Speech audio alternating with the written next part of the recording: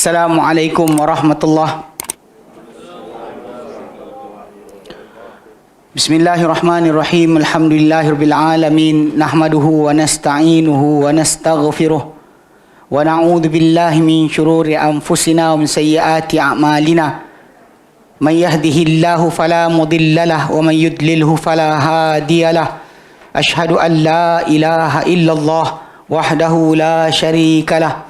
Wa ashhadu anna Muhammadan abduhu wa rasuluh. Allahumma salli ala Muhammad wa ala ali Muhammad kama sallaita ala Ibrahim wa ala ali Ibrahim wa barik ala Muhammad wa ala ali Muhammad kama barakta ala Ibrahim wa ala ali Ibrahim fil alamin innaka Hamidum Majid. Rabbi shrah li sadri wa yassir li amri wahlul 'uqdatam min lisani yafqahu qawli, amma ba'd. Alhamdulillah, kita bersyukur kepada Allah Subhanahu wa taala tempat kita berkumpul lagi pada malam ni. InsyaAllah menyambung kelas pengajian kita, iaitu berkenaan dengan bahasa Arab. Dan kita macam saya sebutlah, tujuan kita baca kitab ni untuk kita belajar baca kitab Arab, faham kitab Arab. Okey, khair. So, kita banyak kadang-kadang kita buat kelas-kelas pengajian, dan bahkan asatizah kita di sini pun cuba sedaya upaya untuk kadang-kadang baca teks asal Arab tadi kepada siapa yang datang ke daurah sebagainya, cuba. Bukan kerana kita anti kepada terjemahan, tapi kita kesian kadang-kadang bila para pelajar yang datang, terutama macam dekat Malaysia ni kan, dia datang kelas pakai buku terjemahan dan sampai bila tak upgrade. Kalau di Indonesia kan, saya ingat dulu saya pergi ke sekolah Pondok Al-Islamu yang bawah Ustaz Farid Uqbah hafizahullah. So jadi dia punya driver tu pun cakap Arab. Driver sekolah tu, dia bawa kita orang ke Ulu Kili sebagainya kan, dia cakap Arab. Jadi macam pasal pembiasaan sebenarnya. Kalau bahkan kadang-kadang kita pelik, kadang kata macam kawan-kawan kita yang belajar daripada Indonesia, kadang datang daripada pusat-pusat pengajian tertentu, balik Malaysia bercakap Arab sebab dia orang paksa. Kita kadang selesa dengan terjemahan tadi. Kita kata terjemahan tu ada untuk kita rujuk kemudian, tapi pada asalnya yang teks Arab tu yang kita utamakan untuk kita belajar. Masa Nabi ke Jember jadi Imam Syafi'i, mana dilarang cakap bahasa Indonesia. Dia? Asatizah dia ke siapa ke sesama dia orang, Tak boleh. Dalam sekolah dia tak boleh masuk. Dia tak boleh cakap bahasa luar. Ada hari Inggeris, ada hari Arab. anak dia belajar di sana pun kena cakap dengan bapak dia bahasa Arab. InsyaAllah. Saya dah pergi Macam Abdul Allah sebut lah kan, dekat sana memang strict, dia takkan lepaskan. Jazakallah khairan. Okey, maksud dia kita kena ingat macam tu lah. Jadi macam lepas tu kita sekarang ni belajar ni, ialah nampaklah benda tu akan jadi struggle sikit, kena hafal tasrif lah, dan buat latihan lah sebagainya. Tapi macam saya kata lah, benda tu untuk pembiasaan. Sebab balik pada asal, kalau orang tu dengar, dari dulu kita dengar isim, fi'il, huruf, tapi tak pernah kenal mana fi'il. Dan macam mana kita nak buka kamus untuk cek balik kalimah tersebut kalau kita tak ada asas? Basic ni kena ada. Dan basic ni yang kita belajar sekarang ni. Yang ni kita kata tujuan belajar kitab Nahu ni, bahasa Arab yang kita belajar ni, untuk buang baris daripada teks Arab yang kita belajar. Tak nak ada baris dah. So tengok kalimah tu kita tahu nak baca apa. Itu sebenarnya datang daripada pengenalan kita berkenaan dengan sorof dan juga Nahu ni. Ni Nahu grammar yang tuan-tuan ambil berkenaan dengan jalasa-jalasu tu, itu tasrif dipanggil. Itu sorof. Ilmu sorof. Ini ilmu Nahu. Baik. Okey, last kali kita bincang itu, kita kata kita sedang menjelaskan berkenaan dengan i'rab. Dan kita kata al-i'rabu, i'rab itu adalah huwa taghyiru awakhiril kalimi, dia adalah perubahan akhir kalimah li ikhtilafil awamil dakhilati 'alaiha, kerana perbezaan amil-amil yang masuk kepada lafaz tersebut, kalimah berkenaan. Dan perubahan tadi lafzan atau takdiran. Secara lafaz nampak macam Muhammadun, Muhammadan, Muhammadin, atau yadribu, yadriba, yadrib, mati. Okay. Kita nampaklah baris tu nampak. Dan perubahan tu maksudnya bukanlah perubahan huruf, tapi perubahan baris huruf akhir kalimah berkenaan. Sebab tu kadang-kadang macam ada orang dia starting belajar, dia tak ni, tapi bila satu kejap muslimun, betul muslimin. Kenapa muslimun betul muslimin? Bila nak guna tu yang kita bincang. Ini kita pakai. Okey, baik. So hari itu alhamdulillah kita dah masuk pada penjelasan kepada takdiri, yakni perubahan akhir lafaz yang tak boleh kita ubah akhirnya, tapi kita tahu dia hukum apa. Kita tahu dia rafa' ke, nasab ke, atau jar. Dan kita tahu sama ada dia rafa' ke, nasab, atau sukun ataupun jazam. Sama ada fi'il atau isim lah. Kita tahu dia punya baris tu sebenarnya dah bertukar. Cuma masalahnya ada kalimah-kalimah bahasa Arab ni tak boleh dizahirkan perubahannya. Sebab tu perubahan tu takdiri, tersembunyi. Dia bagi contoh dia tu, punca tak boleh sebut sebab ta'adzur, ketidakbolehan, istithqal berat. Bismillah. Berat pada lafaz. Kemudian kesesuaian baris. Okey, jadi bagi contoh, yad'ul fata wal qadi wal ghulami. Sedang memanggil, da'a yad'u, memanggil. Okey, calling. Sedang memanggil al-fata, pemuda berkenaan, al-qadi, hakim berkenaan, ghulami, budak saya. Dia istilah gulam ni, dia ada maksud, dua maksud. Maksud gulam ni dengan maksud budak, tapi jarang panggil anak. Bahkan kadang-kadang pembantu ataupun bila kalimah budak tu, dan istilah macam orang Indonesia pakai budak orang berkenaan, maksud dia orang suruhan, ghulam. Bahkan dalam masyarakat India banyak guna pakai ghulam Nabi, tapi diorang ada gitu Abdul Nabi pun ada. Ghulam Rasul, kalimah tu kan, nama tu mana maksud dia orang ni pembantu Rasul. Tapi tak disebut, nama tak dipanggil. Pada orang Arab tak pakai. Orang Arab tak guna kalimah tu. Dia Anas bin Malik ialah khadam. Dia kalimah khadam pula, khadam Rasulullah. Dia pakai diri dia sebagai khadam Rasulullah. Tapi dari segi masalah gulam ni, dia satu kalimah yang luas. Bahkan Nabi panggil Umar bin Salamah. Khadam berkhidmat. Pasal okey, basic dia Anas bin Malik tu sendiri, dia bukan hamba. Mak dia nazar. Mak dia Ummu Sulaim nazar, kalau sekiranya Nabi dah sampai ke Madinah, dia nak Anas, anak dia, untuk jadi khadam Nabi. Jadi Anas menjadi khadam Nabi selama 10 tahun. Sepanjang Nabi hidup di Madinah, dialah khadam Rasulullah sallallahu alaihi wasallam.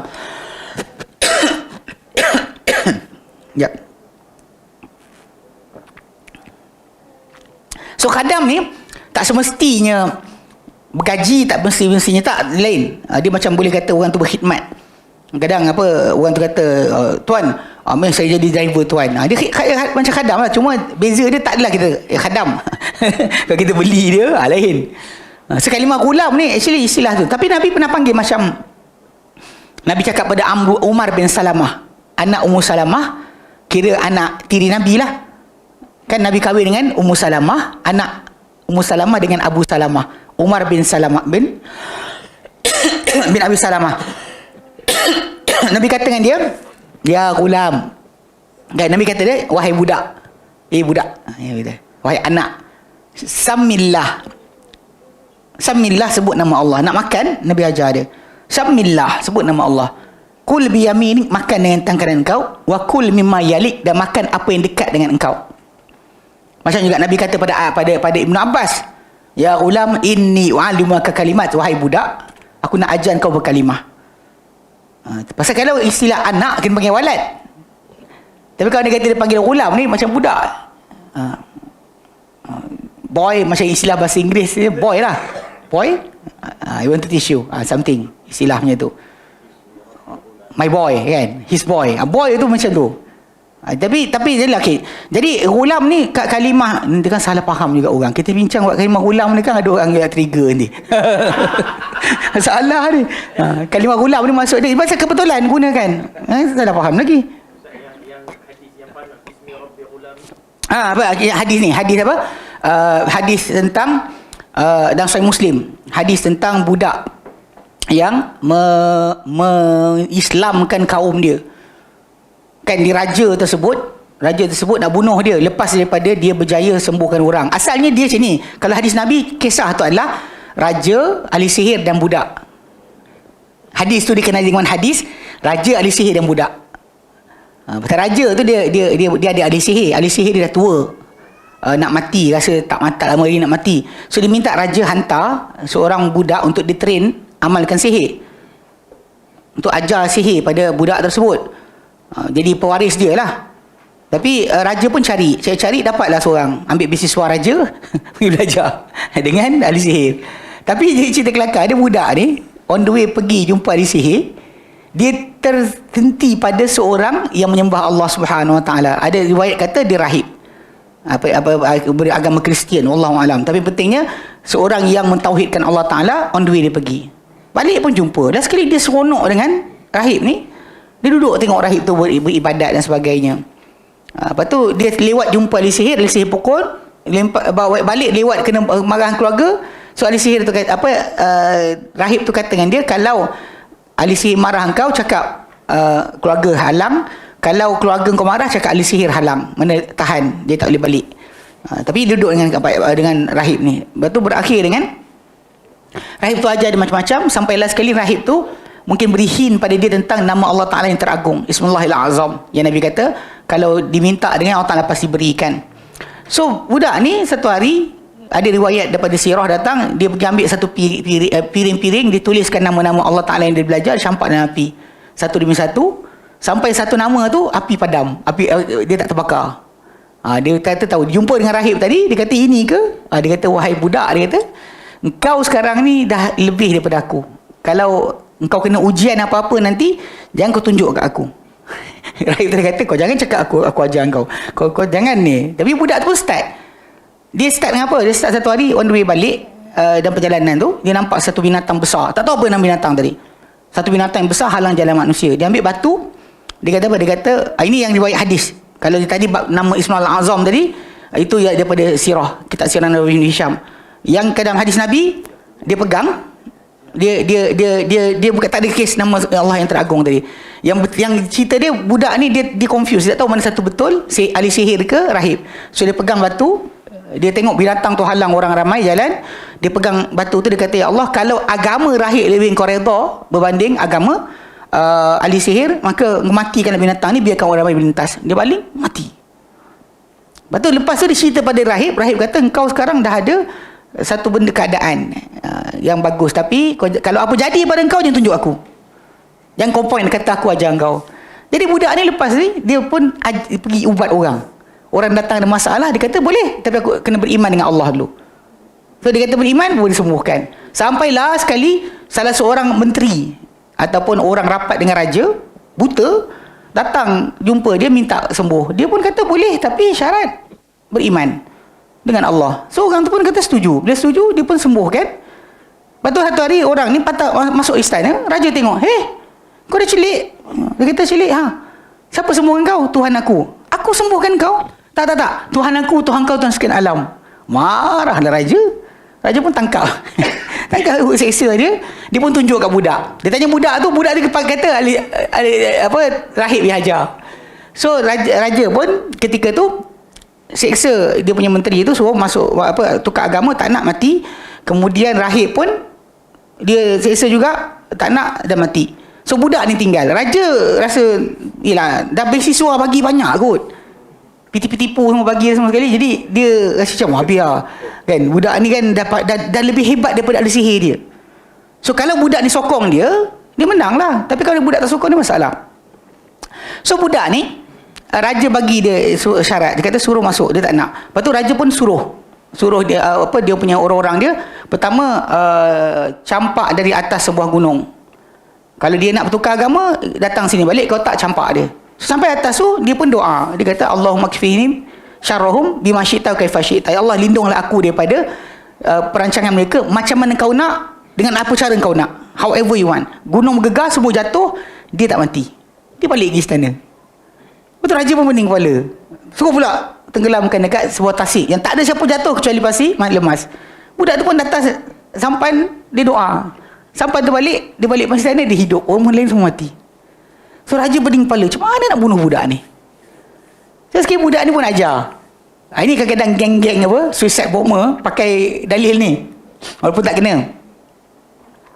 So budak ni kata dengan raja, dia kata, tuanku nak bunuh saya boleh, tapi kumpulkan semua orang dalam negara ni, kumpul buat sekali, tuanku ambil anak panah daripada bekas saya ni, kemudian tarik, kemudian tuanku sebut Bismillahirrahmanirrahim ghulam aqtul ghulam, dengan nama Tuhan budak ni aku bunuh budak ni. Dan raja tu pun lepaskan anak panah tadi, dan kena sikit kepala, budak tu mati. Lepas tu semua orang ketiga tu amanna bi rabbil ghulam, kami telah beriman dengan Tuhan budak ini. Amanna bi rabbil ghulam. Habis satu negara. Jadi menteri yang lain kata dengan raja, tuanku bimbang sangat, dah jadi dah apa yang tuanku bimbang.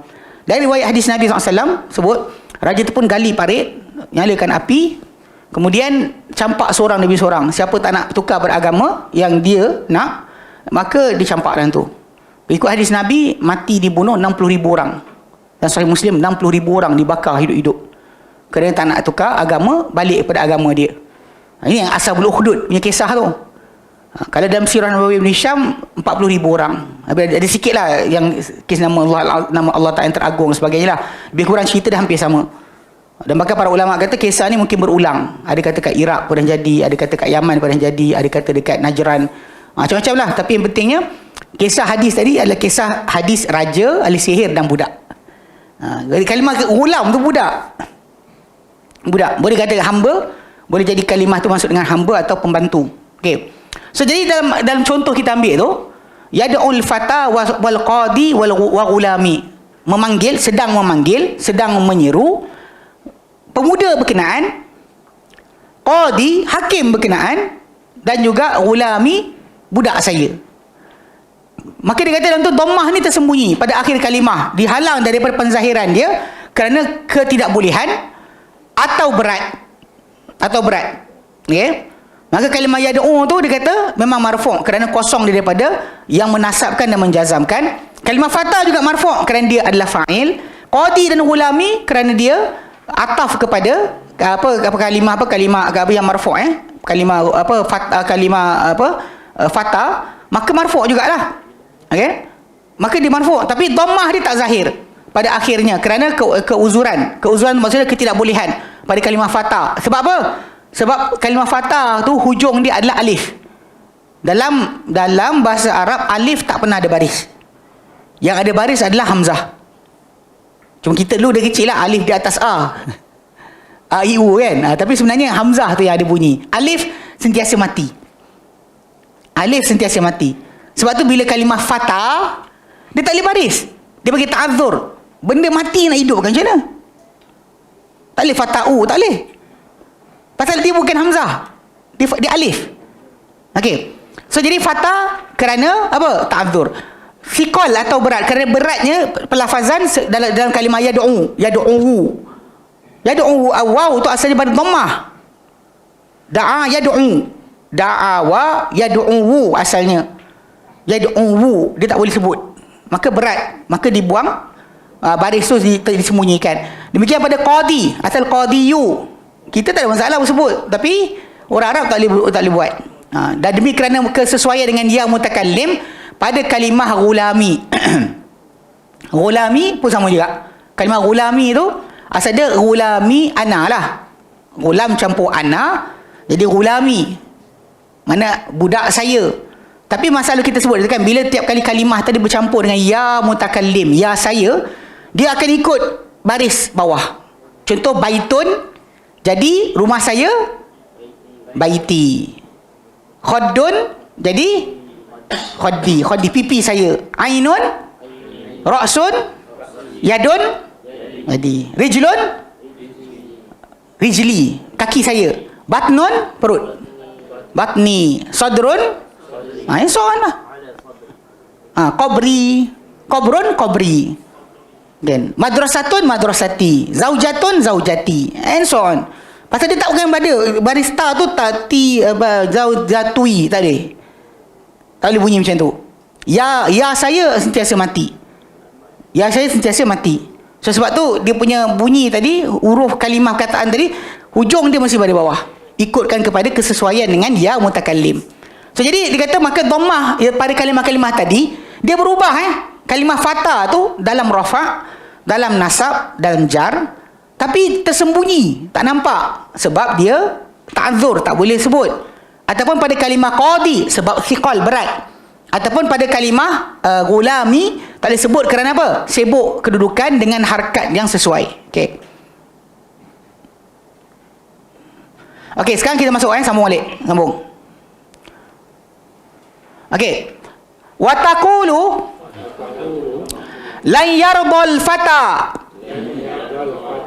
wal qadi wa gulami wa taqulu innal fata wa gulami la faizani wa taqulu marartu bil fata wa gulami wal qadi. Okey, baik. Dia kata dan anda akan katakan la yarda, tidak akan redha. Okey, kalimah yarda tu pun sama macam yad'u tadi. Yad'u tadi rafa'. Dia patut pada depan. Yang ni yarda, patut dia yarda ujung dia tu kena baris atas. Tapi sekarang ni masalahnya dah jadi alif. Awak nak tukar jadi apa? Alif tak ada. Alif tak bantik, tak hidup. Mana dia yardayu atau la yardau? Tak boleh. La yarda je lah. Okey. Al-fata, fata budak berkenaan. Tapi ni itu masih lagi fa'il masih fa'il, maka dia baris depan patutnya. Wal qadiyu, wal qadi hakim, wa gulami dan budak saya. 3 kalimah tersebut masih rafa'. Tapi contoh dia bagi tu dekat fi'il. La yarda tu. Kalau kita letak kalimah lain macam yadribu, la yadriba. Ya'kulu, la ya'kula. Yashrabu, la yashraba. Akhir mesti baris atas. Yang kita ambil fa'il itu, fi'il itu kan, fi'il madi, fi'il mudhari'. Nescaya di baris atas, baris atas lah. Tak ada baris bawah. Dia kan baris atas. Dia takkan baris depan dah. Kita yaqra'u, la yaqra'a. La yaqra, yadkhulu la yadkhula. Ending dia kena baris atas sebab dia duduk dalam kedudukan nasab. Tak apa, ini apa letter yang menyebabkan nasab nanti kita belajar. Tapi nak tunjukkan perubahan patut berlaku tapi tak nampak. Sebab tak nampak kat sini kena ta'adzur. Nanti diterangkan Kemudian okey, fata qadi gulami sama macam atas punya penjelasan. Wa taqulu dan anda kata pula innal fata, sesungguhnya pemuda berkenaan, wa gulami dan budak saya, la faizani, benar-benar 2 orang yang berjaya. Lam tu lam taukid, faizani, faiz berjaya. Ustaz faiz kan, faiz berjaya, tapi ini kat sini 2 orang, faizani. Faizani, benar-benar 2 orang yang berjaya. Sesungguhnya budak berkenaan, pemuda berkenaan dan budak saya benar-benar berjaya. Benar-benar berjaya. Kalau Faiz, orang kita biasa untuk nama lelaki kan. Terus? Perempuan Faizah. Faizah atau Faizah. Faizah beras tu. Tu feminin bagi Faiz. Perempuan dia macam mudarrisah. Katibun, katibah. Dia memang mudah, dia words yang dalam bahasa Arab ni tambah tamar butah jadi perempuan. Jalisun, jalisah. Daribun, daribah. Akilun, akilah. Kalau Salafiyah. Yep. Salafi, salafiyah. Sunni, sunniyah. Dia tambah marbutah. Syi'iyah.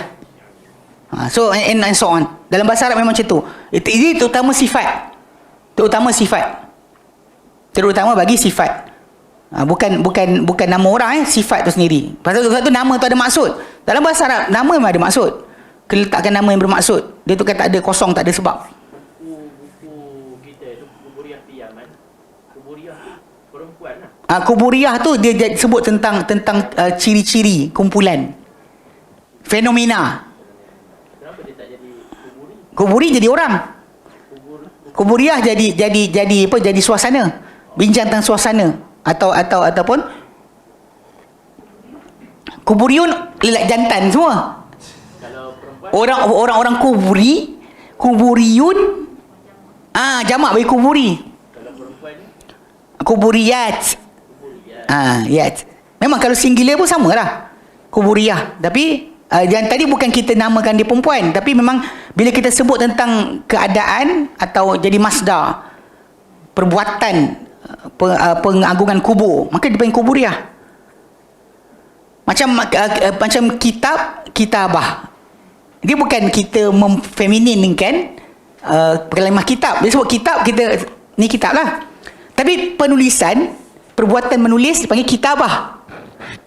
Tak panggil kitab. Dipanggil kitabah. This is kitab. Perbuatan menulis tu panggil kitabah. Faham Dia tak merbutah tu bukan untuk memperempuankan. Tapi dia menjadikan dia untuk masdar ataupun jadi kata nama terbitan bagi perbuatan sebut. Tak sebut kita tak takut terlupa. Dah terlupa dah bang Ustaz bagi awal tadi. Rukun iman, kitab baru. Masya Allah, barakallahu fikum. Penjelasan ringkas rukun iman menurut ahli sunnah wal jamaah. Jabatan Kajian Ilmiah Universiti Madinah, ahli bahasa oleh Datuk Dr. Abdul Basit bin Abdul Rahman. Madinah dia tukar lama dah, 1422. Sekarang 1445. Ni 1422. Lebih 20 tahun lepas dia buat buku ni, ahli edisi bahasa Melayu. Dapatkan di sini. Nanti kontak dia orang. Barakallahu fikum. Baik. So jadi kalimah tadi fata dan gulami, dia patut baris atas tau. Kalau saya tukar kalimah fata kepada Muhammad, dia akan jadi inna Muhammadan. Kalau letak saya kali belakang tu, saya buatlah Zaidun, inna Muhammadan wa Zaidan. Lafaiza ni benar-benar dua yang berjaya. Tapi pasal kalimah fata, dia tak boleh keluar sebab dia alif ujung dia. Gulami sebab mim tu sibuk dengan ya, huruf yang bersesuai dengan ya. Maka tak boleh baca lah. Bunyi dia gulami lah. Patutnya pada atas Patutnya dia ada fathah di atas dia untuk tunjukkan dia sebagai isim bagi inna. Inna tu dia bekerja. Ni amil. Yang kita bincang tu kan, perubahan akhir kalimah kerana amil-amil yang masuk padanya kan. Kena berbeza amil. Amil tu ni lah. Inna tu amil lah. Agent, perubahan bagi baris dia. Lan, perubahan baris dia. Kalau tak ada benda ni, dikekal rafa'. Kalau tak ada benda ni, rafa'. Ada benda ni, ada start tukar. Okay. So innal fata wa gulami lafaizani. Sesungguhnya pemuda berkenaan dan budak saya benar-benar dua orang yang berjaya. Wa taqulu, dan anda kata juga marartu bil fata wa gulami wal qadi. Saya melintas dengan al fata, pemuda berkenaan, wa gulami, budak saya, wal qadi. Okay. Bila ada ba, huruf jar tu patutnya baris bawah lah. Kalau saya tukar marartu bi Muhammadin wa Aliyin wa Zaidin, saya melintas dengan Muhammad, Ali dan Zaid. So di kalimah Muhammad kena baris bawah. Ni yang kita sebut, kata Allahumma salli ala Muhammadin, ala Muhammadin wa ala ali Muhammadin. Okey, ini memang kalimah tu memang mesti baris bawah. Bila ada huruf jar mesti baris bawah. Tapi kat sini ulang balik, dia tak boleh zahir sebab kalimah fata is fata bunyi dia pasal dia hujung tu alif. Awak nak tukar macam mana baris bawah? Gulami memang ya tu, ujung tu ya tu, tapi baris itu bukan kerana huruf jar, tapi kerana sibuk dengan ya berkenaan. Wal qadi, kalimah qadi juga macam tu. Dia berat. Patutnya bunyi wal qadi. Marartu bil fata wa gulami wal qadi. Okay, soalan, ya boleh bawa tak? Boleh. Tapi masalahnya orang tak boleh buat. Maka dia tinggalkan. So sebutan baris depan, baris atas, baris bawah tidak nyata pada kalimah-kalimah tersebut. Tersembunyi. Perubahan berlaku tapi tersembunyi. Okay, baik. So dia kata fama kana akhiruhu alifan. Fama kana akhiruhu alifan. Lazimatan tuqaddaru alaihi jami'ul harakati lita'adzuri. Okay, dia kata maka apa-apa yang akhirnya alif, macam kalimah apa? Fatah, qadi, bukan, asa, tongkat.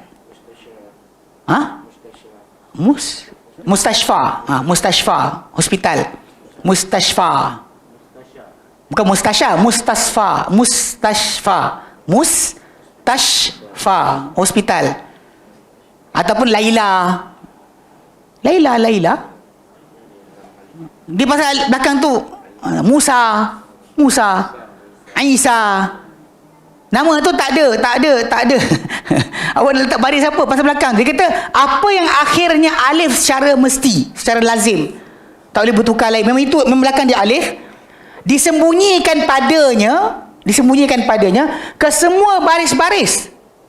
Depan, atas atau bawah, ke semua tersembunyi lita'adzuri kerana ketidakbolehan, keuzuran. Tak boleh. Ta'adzur. Incapability. Tak boleh. Yusammal ismu wa yusammal ismul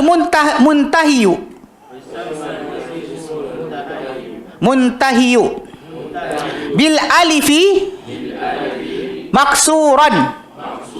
Okey, dan dinamakan isim yang berakhir dengan alif sebagai apa? Maksur. So dipanggil isim maksur. Maksur ni qasara, potong. Qasrun, mana dia macam terputus hujung. Kita sebut kan bunyi akhir dia tak ada. Mana huruf akhir dia entah. Kan fatah. Mana huruf akhir dia? Alif. Kita tak nampak. Okey. So dia kata mislu al-fata wal asa wal hija wal raha wal ridha. Okey. Dia kata seperti al-fata. Fata adalah pemuda. Pemuda. Wal asa, tongkat. Wal hija. Masalah aku orang pakai ayat.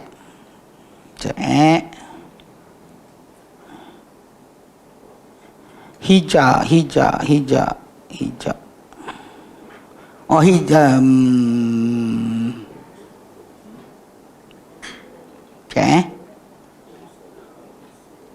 Kalimah jarang pakai Ustazlah. Okey. Kalau riha tu tahu, roha tu batu giling. Okey. Batu giling. Okey, ya. Hija, okey. Hija isim, hija master hijaz.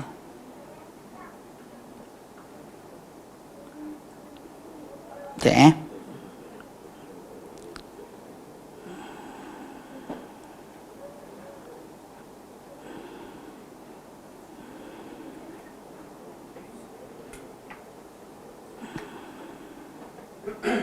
Laja'a, kalimah hija master hija.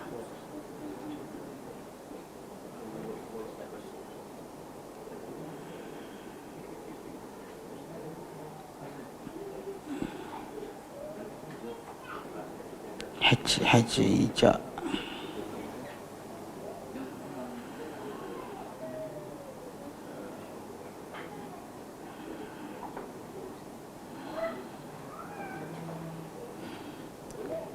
Hija, kejap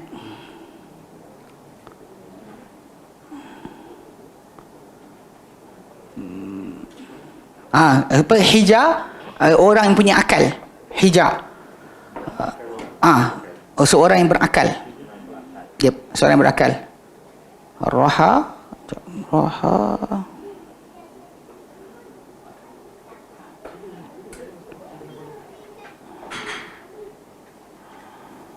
Alah, raha betul.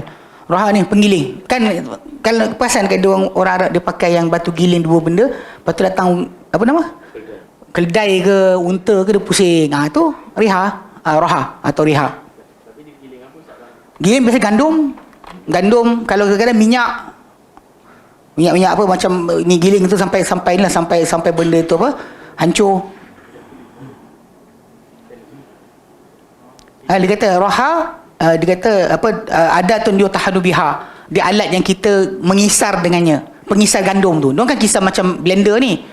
Dia ada dua batu besar, dia letakkan tengah-tengah tu, nanti bila gandum turun, dia akan genyek. So diorang pun ambil tepung tu dekat tepi. Giling asal kan? Batu giling. Bukan batu giling yang India punya. Batu giling gitu. Raha. Okey. Kemudian, Yang besar ada kan, yang hamba tolak. hamba pun ada. Keledai, unta. Kalau kat Yaman, dia buat biasa keledai atau unta. dekat Babul Yaman. Kalau ada Allah Ta'ala panjangkan usia, boleh saya pergi sana. Pergi dekat bandar lama Sana'a tu, pergi dekat rumah-rumah tepi-tepi kedai tu kan, nanti nampak ada unta, dia tutup mata jalan, dia pusing. Unta tu pusing lah, dia bagi makan, unta tu dia makan, tapi kerja lah untuk dia, pusing. Okay? Baik. Warida, rida lah, rida, perasaan seseorang terhadap seorang lain, rida terhadap sesuatu. So dia kalimah-kalimah ni, fata, asa, hija, roha, rida, semua belakang dia apa? Alif. So semua harakat, baik baris depan, baris atas, baris bawah, semua tersembunyi. Kenapa? Sebab ta'adzur, sebab ketidakbolehan, incapability. Sebab hujung tu alif, alif tidak ada baris. Alif sentiasa tak ada baris. Macam Musa lah, Musa, Isa, kalimah yang sama, dia tak ada baris. Dia tak boleh nak kira. Dan nama isim tu panggil maksur, macam terputus. Macam kalimah tu macam dia ada 3 letter, tapi kita baca 2 je. The last one macam tak wujud. Itu panggil dia maksur. Okey, baik. Kemudian riha atau roha sama, batu giling. Tapi saya cuba nak bayangkan batu giling tu macam bukan giling gitu tak, macam style apa orang India punya giling tu. Dia giling dia macam ni. Okey, 2 batu, 2 orang letak macam ni, tengah-tengah ni lubang, letakkan gandum ke apa, nak kisar. Nanti tepi ni akan ada kayu, ikat unta ke keledai ke, dia jalan, dia pusing gitu. Dia pusing. Lepas tu nanti ke tepi ni kita tadah lah tepung. Ada kat YouTube kan? Ada kat YouTube ada. Ada kat YouTube. Alah. Dulu ada ustaz kat sini kan? Ada kat sini. Kat mana? Zaman saya kecil-kecil tu. Oh, saya tak sempat kecil. Kecil saya lagi kecil bang. Masukkan beras. Beras. Betul lah. Masukkan begitu beras. Ni ha. Campur air. Ni. Kat sini kita ingat ada dalam baju salam ni. Ada dulu ada.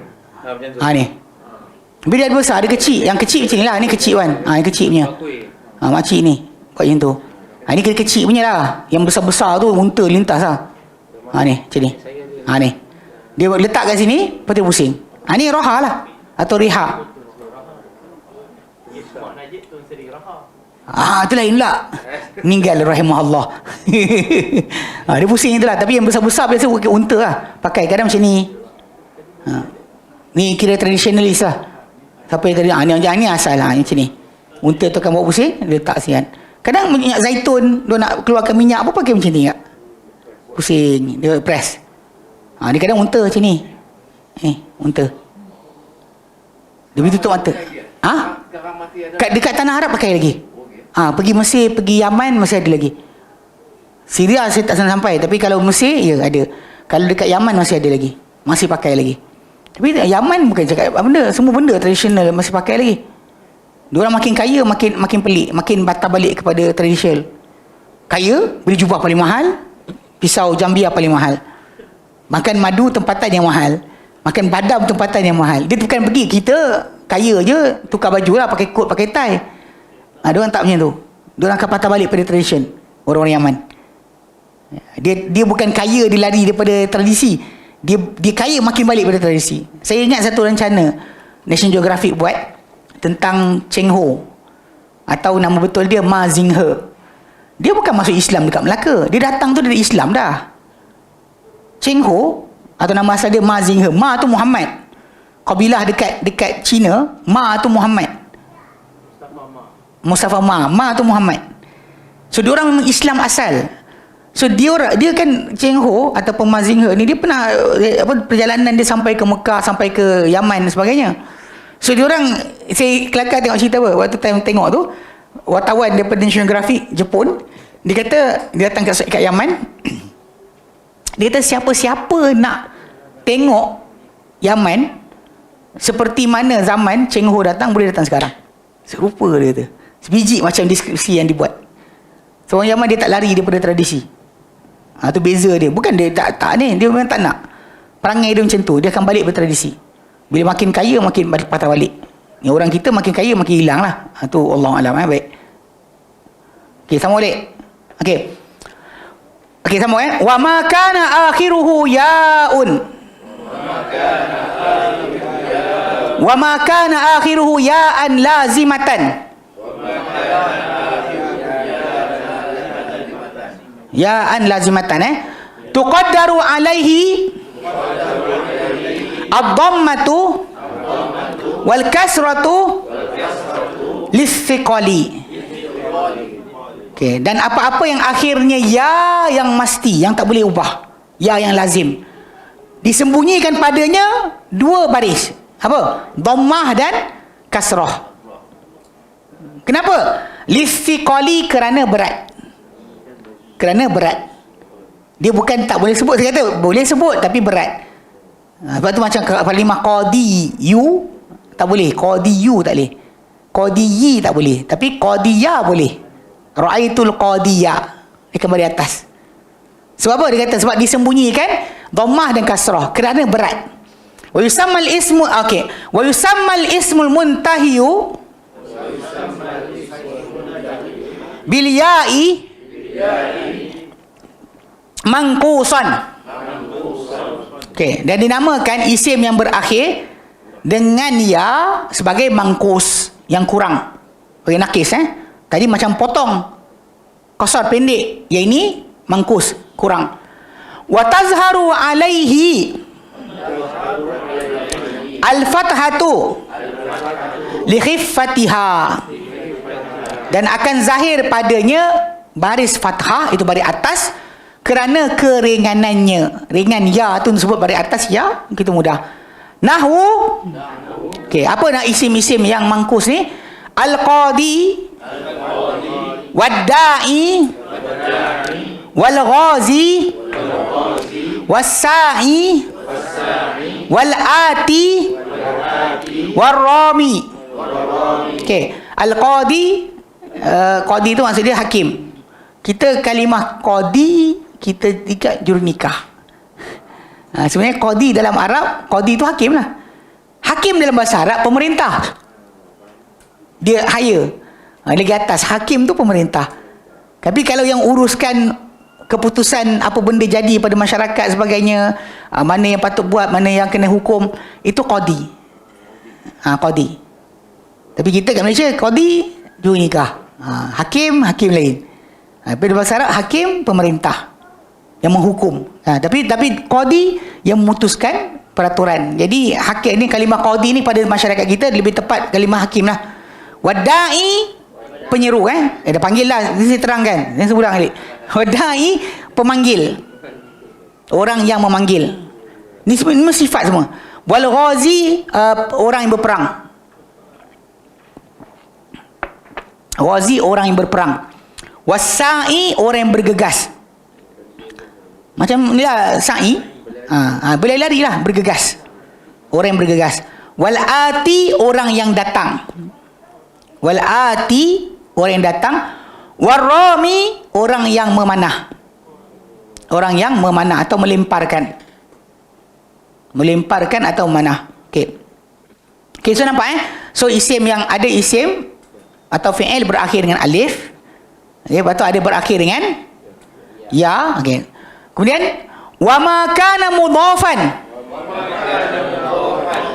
ila ya'il mutakallimi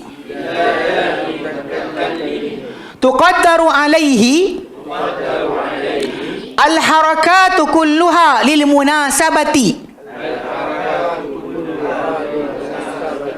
Okey, dan apa-apa yang disandarkan kepada ya mutakallim. Contohlah baitun baiti, jannatun jannati, madrasatun madrasati, qalamun qalami, thawbun thawbi, yadun yadi. Semua sandar pada saya. Mana buku saya, rumah saya, sekolah saya, tangan saya, pipi saya, kaki saya, perut saya, kepala saya. So mana-mana disandar kepada ya mutakallim, maka dia kata disembunyikan padanya harakat kesemuanya. Kesemuanya harakat dia tidak tersembunyi. Kenapa? Lil munasabati, kerana kesesuaian. Yang sesuai dengan ya adalah kasrah. So tak boleh ubah. Cuma jadilah kadang-kadang mesti kita tengok Abu Ya tu kan. Abu Ya. Kalau tak Abi lah yang sebetulnya. Abu Ya tu Abu Lepas tu ya tu dikekalkan. Kalimah abu, ya. Bapa, ya saya. Kalau tidak sepatutnya abi. Kalau tak sepatutnya abi.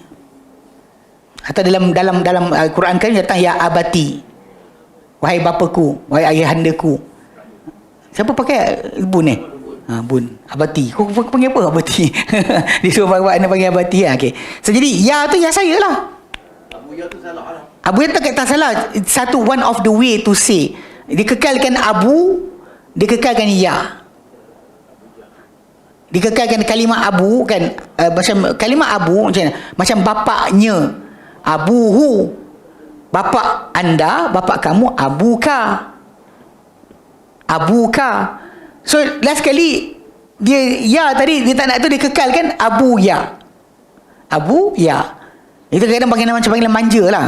Tapi realiti dia kalau patut fasihnya abi lah.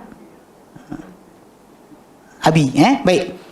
Okey, jadi contoh dia kata nahu gulami wa kitabi wa sadiqi wa bani wa ustadi.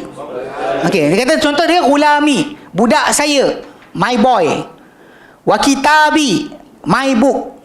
Wa sadiqi, my friend. Actually kalau dekat ni dia istilah lain tau. Kalau orang Arab Yaman ni kan, kalau Arab separuh tu, kalau dia panggil awak ya sadiq tu kan, maksud dia anggap awak kafir tau. Kalau dia panggil akhi, saudaraku Muslim. Kalau dia panggil sadiq, friend, my friend. Itu istilah sikit. Kita kadang memang kita kata apa? Cakap apa? Anak Muslim. Dia tak okey. Akhi. Kadang istilah tadi, kita kan tak kenal orang. Tengok orang Malaysia pula kadang pakai baju suka hati, ada pakai jaket, pakai kain pelikat, merayau. Mana budak tu? Aku nampak dia keluar tadi. Ni Akmal. Dia hal. Oh, dia kampung. Dia datang pula Ustaz Mubarak dia. Dia balik kampung lah. Berkenaan ini kan, kalau Bangladesh kan, dia nampak kita jambangnya daripada jauh dia tahu Muslim. Assalamualaikum. Identiti Muslim penting. Lagi satu, bila pakcik berjambang dia pergi ke tasik, budak-budak sekolah lelaki perempuan pegang tangan, dia tepi naik. Kantoi. Dia tegan. Tadi baru jadi lah. Nak tunjuk tahu nampak budak tu dia pegang tangan. Nampak anak jamban. Dia lepas tangan. Macam tolak-tolak kan. Kita pun tengok kat belakang. Takut. Ya, kadang-kadang lah itu kurang-kurang ada juga malu. Yang kita kadang orang Islam kita ni malu tak ada. Kadang-kadang depan ustaz dia beli seokok macam tu ke. Saya tak faham juga. Saya nampak ada orang-orang separuh tu dia malu juga. Bila ustaz datang, ustaz suruh kan. Ada. Jalan dia terasa kan. Yang telan tu masalah kah? tapi setakat ni saya tengok ada perangai tu. Kalau orang kata nampak tu kan. Dia tak, saya tak perasan Ustaz Sobri ada sebut. Dia kata kadang-kadang yang geng-geng liberal ni kan, dia sengaja depan-depan ustaz dia letak rokok dia. Nak tunjukkan saya dengan awak ni saya tahu ustaz tapi saya suka hati saya nak buat apa. Nak isytihar kan. Kadang-kadang dia kata aku tak nak hipokrit. Hipokrit apa bendanya? Hormatlah sikit. Pangang ke? Tak pasal realiti dia kan. Kita pun menyampah dulunya tu. Kalau teruk macam geng-geng Kahal Al-Kazab, saya kata tak payah isi rokok. Stop. Tak ada dia nak start pasang rokok kan, saya simpan. Saya tak ni, hidung saya sakit. Yang Melayu yang kata ikut sunnah dan sebagainya, isap rokok depan ustaz. Aku tak faham ikut vape. macam ketagih sangat. Tak ada kerja lain ke? Tak ada pelik, saya tak faham kenapa. Allahuakbar. Tak realiti, dia sepatutnya belajarlah kan. Benda tadi kan kurang-kurang macam mungkin selangkah kepada meninggalkan rokok. Macam Ramadan kan, kita tak buat. Dia lama boleh berhenti kot. Tapi pasal kadang-kadang degil kan, nak juga kan. Dia apa, buang air, dia kata paling best. Betul ke? Asap rokok. Bila buang air tu dia kata, bila sambil buang air, asap rokok campur dengan asap tai tu dia jadi wangi. Dia jadi puas hati. Kadang-kadang separuh tu tak ada rokok, tak boleh buang air. Itu masalah juga. Apa pelik. Tapi macam inilah, memang betul. Kalau masalah ni janggut ni kan, sebagai identiti, pakailah. Kenapa nak buang? Pelik betul. Sebab Nabi SAW manusia paling mulia, paling handsome, paling takut Allah Ta'ala, berjanggut. How can kita bayangkan Nabi SAW macam tu, kita buat dia opposite daripada selain tu. Bahkan problem dia Nabi sebut, auful liha, biarkan janggut tu panjang, wa qasu syarib, pendekkan misai. Tapi kita lihat dalam masyarakat Arab kan, kalau nak berlawanan dengan perkara ni, tengok pemimpin-pemimpin Arab yang terlibat dengan parti Ba'athi, revolusi Arab kan, Ba'ath parti. Yang diorang ni tengok macam Saddam Hussein, Bashar Assad, ini anak bapa dia Hafiz Al-Assad, Jamal Abdul Nasir, Anwar Sadat. Kira muka semuanya misai ada, janggut tak ada. Dia simpan misai lebat-lebat, janggut tak ada. Di Yaman dulu apa Ali Abdullah Saleh, semua simpan misai, buang janggut. Macam dia opposite, lawan arahan Nabi SAW, nak tunjukkan dia lari daripada ikut ajaran Muhammad SAW. Pelik. Tu reality pelik lah. Allah, tak tahu kenapa. Okay, kita ambil sodiki, the word sodik ni jaga-jaga. Kalau dia panggil sodik tu kan, sodik. Kalau kita ada Muslim, betul ke Malik? Sebab dia orang ada istilah dia panggil sodik tu, dia anggap orang tu bukan Islam. Kalau akhi, dia baru maksud dia saudara. Lepas dia pegang inamanuna ikhwah, orang beriman tu bersaudara. Kalau bukan beriman, dia panggil sodik. Tapi lah kadang-kadang, tapi dalam medan dakwah, bila kita bercakap dengan non-Muslim yang kita nak dakwah dia, you call him brother. Ustaz, sodik ni standard catat dia ada sodik Islam lagi. Sodik standard catat ni, yang saya tak faham kenapa. Okay, dengar benda tu kan, yang saya catat ke bank apa sekalipun, kalau memang standard catat as-sodik yang penganjur dia dipakai dekat baju, standard catat sodik, betul lah, tak ada masalah.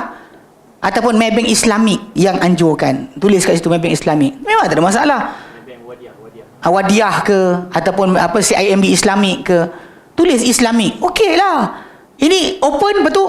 Saya benda tu kan campur-campur, so benda tu tak semesti haram sepenuhnya. Bagi dia gulai, letak tahi sikit. Kan, ni gulai halal, kan, letak tahi sikit je.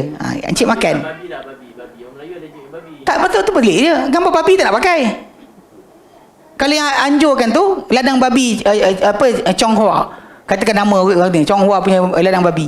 Anda tengok dalam perbincangan grup masyarakat kan, dia bagi tahu lah, dah plan satu running event.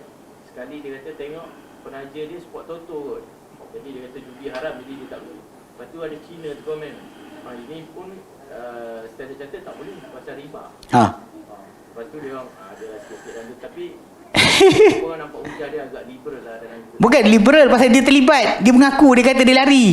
Muhammad tu, dia kata dia lari, dia yang dah lari. Dia kalau dah buat, duduk diam lah. Janganlah kita kata macam tu. Kan seolah-olah macam tak apa campur-campur ni. Awak jadi promoter. Lepas tu dia pakai apa? Muhammad Salah sebagai dia punya hujah. Muhammad Salah baik. Siapa kata Muhammad Salah baik? Dia sambut Christmas kot. Pakai baju Christmas dengan anak-anak bini dia, sewil. Apa benda gitu? Itu kira-kira. Ada yang cerdik sikit, dia kata Dr. Zul pernah pegang jersey Arsenal ke mana? Dengar sini. Quran, dengar, Quran, sunnah, ijma', qiyas. Nombor 5 bukan Dr. Zul, nombor 5 bukan Ustaz Adli, nombor 5 bukan siapa-siapa yang kita suka. Kadang-kadang macam tu. Dia too wrong never make, kan, apa satu benda tu right. Dia salah dengan salah digabungkan, kemudian tiba jadi halal. Kan ni salah, waktu ni salah, gabungkan, jadi halal. Apa?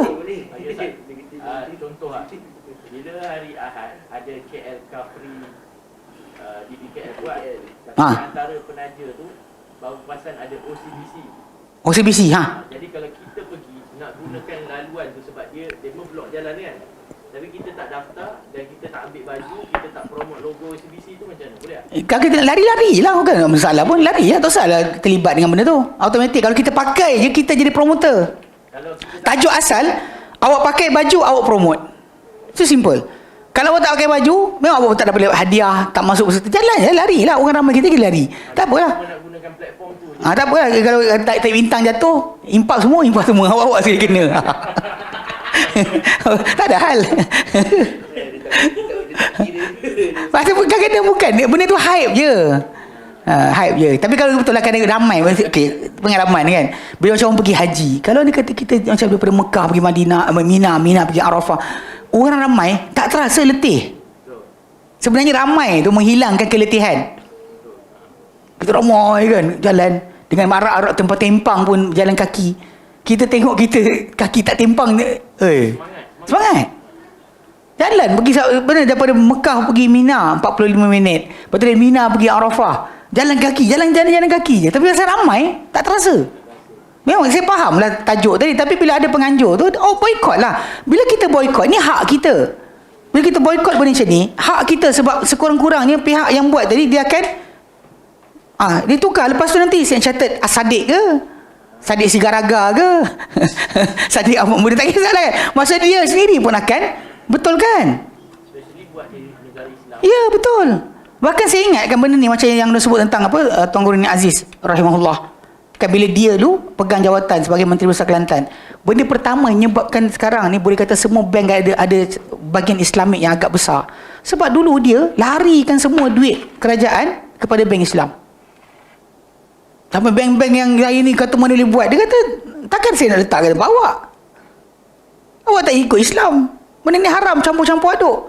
Kelang kabut ketika tu, semua bank-bank datang jumpa. Sebenarnya benda tajuk dia kerajaan nak buat tidak je.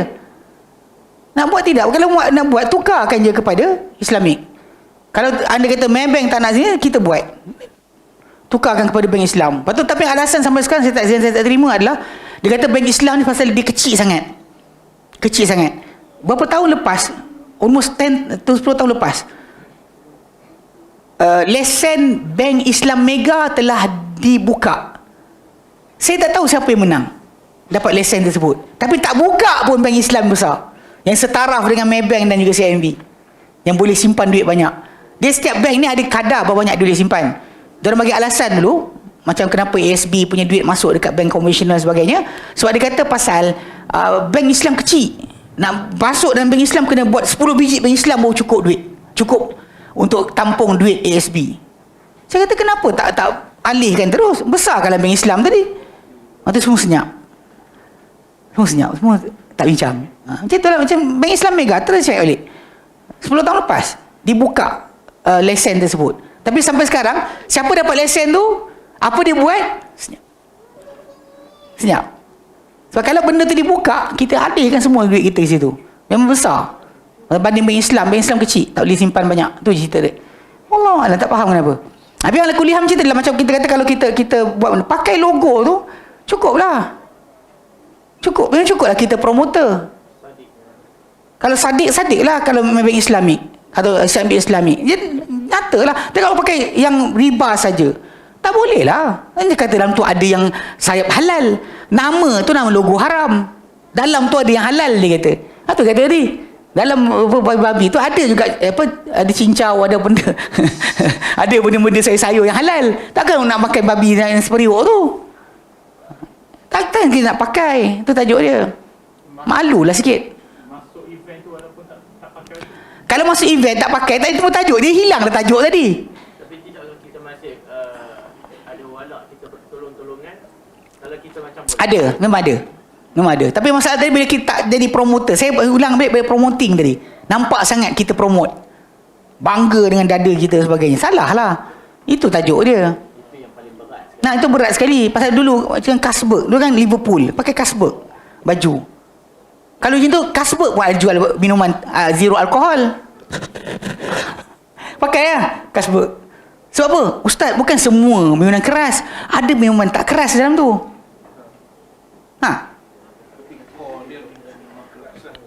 Macam tu lah bank tadi. Core dia yang riba lah. Yang tak riba tu adalah bahagian dia. Core dia tadi takkan nak pakai, sanggup tak nak pakai, soalan dia.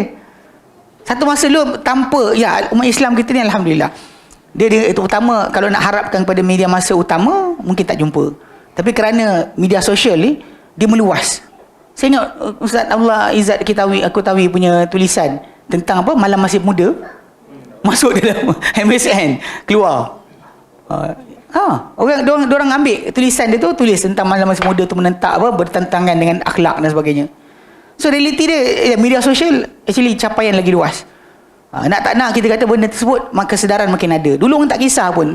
Zaman salam saudara mara kat rumah kan, mana orang kisah. Lepas tu lepas beberapa tahun saya tengok ada dah keluar siapa yang awak boleh salam. Dia buat carta. Grafik kan. Benda tu sekurang-kurangnya orang dah mula sedar. Tapi ialah bila makin jelas tadi pun ada orang cakap lagi. Tak nak buat sini. Kalau dia kata seorang manusia ni, dia seorang yang buat benda syubhat.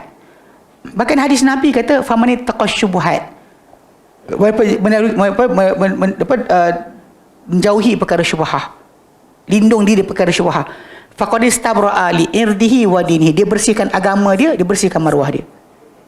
Nabi kata waman waqa'a fi syubhat, man siapa jatuh dalam syubhat, waqa'a fil haram, dia jatuh dalam yang haram. Nabi bagi umpamaan, karra'i seperti pengembala, yar'a haula hima, yang mengembala di sekeliling taman larangan raja. Pun banyak tempat lain, tapi taman larangan raja dia bawa kambing dia.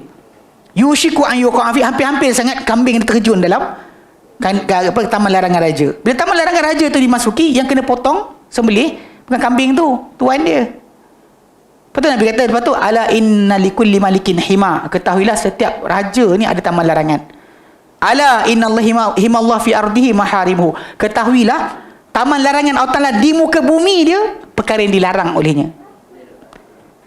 Janganlah dia sini satu benda, kalau kita buat sekalipun janganlah kita iakan. Kita kata saya sekian, ustaz buat, saya salah dah. Janganlah awak kata macam saya mempertahankan. Kadang-kadang saya bukan apa nak tulis tu. Kan ada apa kawan kita hantar kan, pelik sikit, tahu kenapa. Okay, Sodik ingat, Sodiki temanku, kawanku, my friend in translation. Tapi kalau akhi, my brother, ukhti, my sister. Kalau my friend is actually dia general. Cuma setengah negara Arab memang ada orang Arab tu sendiri cara panggil macam tu. Kalau dia panggil kita my friend, dia jaga. Dia kata, kenapa kau panggil my friend? Kalau dia kata my friend, kenapa? Sebab kita innamal mu'minuna ikhwah, orang beriman tu bersaudara. So kita akan panggil akhi.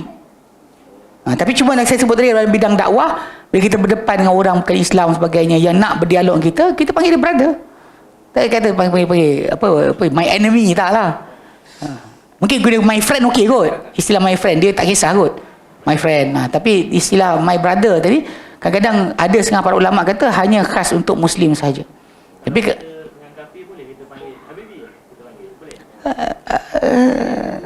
tahulah, benda tu bukan kalimah yang patut diberikan. Islam boleh lah. Kan? Pasal kita pun cinta seseorang. Kalau kita sayang seseorang kerana Allah Ta'ala, kita patut cakap pada orang tu, uhibbuka fillah. Anak dulu kalau masa di jabat, kita terbiasa dengan semua orang, bro. Sampai kafir. Itu istilah yang kita kata kat Malaysia tak ada differentiation. Kalau di tanah Arab, setengah negara, dia orang differentiate. Kita tak ada differentiation. Memang kat Malaysia semua kita panggil bang. Kan ada satu video, satu iklan tu yang Mat Salih tu datang Malaysia, panggil jumpa aneh brother. Lepas tu kalau di Cina apa dia panggil akong kan, brother. Jadi yang tu abang. Dia macam semua abang dia. Mat Salih tu aja terkejut, Malaysia ni semua abang dia. Tapi memang kita punya istilah dalam masyarakat Malaysia kita sentiasa panggil yang tua tu abang, yang tu kakak, yang tu makcik. Cuma kadang-kadang daripada bukan Islam kita asok kan, makcik, aunty jugalah, aunty, uncle. Kalau pada lelaki yang Muslim, pakcik, makcik, kita panggil tu. Istilah tadi kadang-kadang pada masyarakat kita differentiate jugalah. Pada bukan Islam tu kita panggil dengan kalimah English, aunty, uncle. Tapi kepada Melayu Muslim tu kita panggil pakcik, makcik, abang, kakak kan, sister ke, benda tak kira. Tapi yang pentingnya nak fahamkan istilah tadi pada negara Arab diorang akan asing. Tapi pada negara kita dah biasa. Sodik tu dekat Yaman kan? Yaman. Saya tengok kat Yaman. Kawan-kawan kita dengar orang Arab kan. Sodik. Pasal budak-budak Malaysia kita sewa rumah dekat laluan rumah orang Arab. Tinggal tengah-tengah orang Arab tu dia seorang je. Lepas tu sambil lintas petang tu budak-budak Arab duk main-main benda kat tepi jalan. Sodik. Betul. Sini. Cina. Dia tengok muka kita, dia panggil Cina. Lepas tu dia panggil Sodik. So means dia tak tahu kita Muslim. Kita pergi pulau, Muslim. Apa dia tukar? Tapi kalau kat Saudi dia tak panggil Sodik. Kat Saudi payah sikit sebab kita biasa jumpa, orang yang kita jumpa tu sebenarnya, abang jumpa banyak tu, semua orang luar. Terutama Mekah Madinah tu, yang Bangladesh, India dan sebagainya, bukan orang Arab. Arab betul kaki jumpa. Saya jumpa beberapa orang yang saya sembang. Lain. Kalau dia kata orang yang kita jumpa biasa dekat Mekah tu kan, yang tukang bersih ke, tukang sekian ke, kebanyakan tu bukan orang Arab. Saudi. Dia orang luar yang menetap di Saudi. Tu yang kadang-kadang cara cakap Arab dia pun gagal. Tapi gad dia orang Arab. Gad lah kalau dia punya polis tu je. Yang kita biasa jumpa. Tapi polis kita tak cakap pun biasa. Polis tu pergilah halau. Hajar kan, ada makcik-makcik pergi depan dekat Kaabah. Hajar belakang. Haram belakang. Dia semua pergi belakang lah. Yang makcik tu pegang. Jangan lari. Saya tengok, saya di belakang, saya tengok masalah. Pakcik Indonesia, makcik ni. Dia duduk depan Kaabah. Betul lah nak tengok Kaabah. Tapi janganlah macam tu sekali. Dah ada tempat lelaki, tempat perempuan. Awak duduk tengah-tengah soft lelaki, kenapa? Dia duduk situ kan. Jadi orang Arab ni belajar bahasa Melayu. Belakang. Haram belakang. Hajar belakang. Belakang. Dia ngah tak ada. Orang Arab tak ada ngah. So jadi belakang. Belakang. Ya. Itu realiti dia. So jadi kan itulah. Kalimah sodik ni kalau bang pergi ke belah Yaman, diorang masih lagi ni. Saya ke budak-budak kita lintas kampung perumahan tu, ya sodik. dia pakai sodik. Dia kata anak Muslim. Akhi. Dia baru dia tukar. Budak dia faham. Dia orang faham macam tu. Itu istilah dia orang differentiate penggunaan akhi dengan sodik. Tapi sodik ni bukan untuk orang kafir ya. Kawan ni kan. Ya, maksud dia tak panggil saudara, maksud dia tak pandang kita Muslim lah. Itu maksud dia. Kalau dia panggil akhi, maksud dia tahu kita Muslim. Kalau dia panggil sodik tu, macam my friend. Itu. Maksud dia kat Sudan sama ke? Lebih kurang tak? Tapi mungkin Sudan banyak Afrika. Dia separuh tu daripada negara Afrika dia pakai ni bahasa Perancis. Mon frère. Okey, wabni. Ya, okey, ibni anakku, anak saya.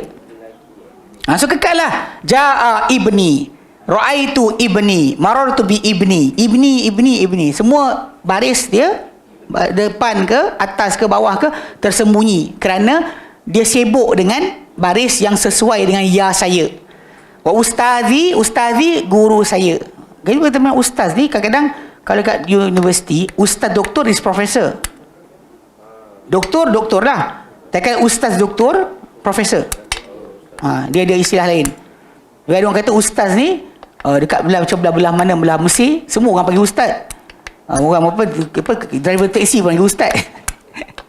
dia kalimah yang tak ni lah. Ustaz ni bukan kalimah asal sebenarnya. Dia tapi dah dipakai banyak oleh orang Arab kemudian. Okey, baik. Okey, wallahu a'lam tu. Okey, nanti kita akan belajar bina pula. I'rab dah faham Faham Siap kalimah bahasa Arab tadi ya isim zahir terutamanya, okey, adalah dan juga fi'il mudhari' adalah mu'rab. Maksud dia akhir kalimah tersebut barisnya boleh berubah-ubah. Kalimah Muhammadun boleh jadi Muhammadan, menjadi Muhammadin. Baitun, baitan, baitin. Kitabun, kitaban, kitabin. Boleh jadi. Kalau kita alif lam, al-kitabu, al-kitaba, al-kitabi. Baris itu akan beralih-alih ikut keadaan dia dalam ayat. Okey? Nanti kita akan belajar insya-Allah apa yang mabni, yang tak boleh berubah. Macam lah zalika, hadza. Itu tak ada. Kita bincang baris tersembunyi. Memang dia kekal macam tu. Fi'il madhi kekal macam tu. Dia panggil mabni. Baik. Wallahu a'lam. Wa sallallahu ala Muhammadin wa sallam alhamdulillahirabbil alamin. Subhanakallahumma wa bihamdika asyhadu an la ilaha illa anta astaghfiruka wa atubu ilaik. Assalamualaikum warahmatullahi wabarakatuh.